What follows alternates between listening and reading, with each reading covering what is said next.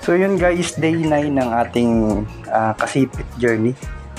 So ngayon, panoorin natin kung paano sila kumain ng ating mga pinapakain sa nila. So alam niyo ba guys na ang crayfish ay isang omnivores.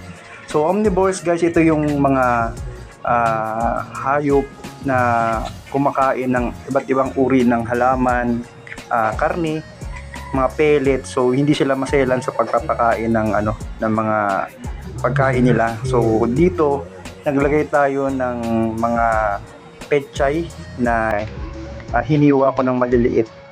Tapos yan, kung makikita nyo guys, yung ginagamit nilang pangkain, nakala ko nung una ang ginagamit nila is yung malaki nilang sipit, which mali pala.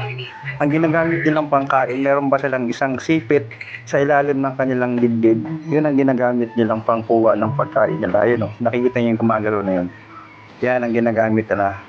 Tapos isinusubo nila yan sa kanilang mga bibig.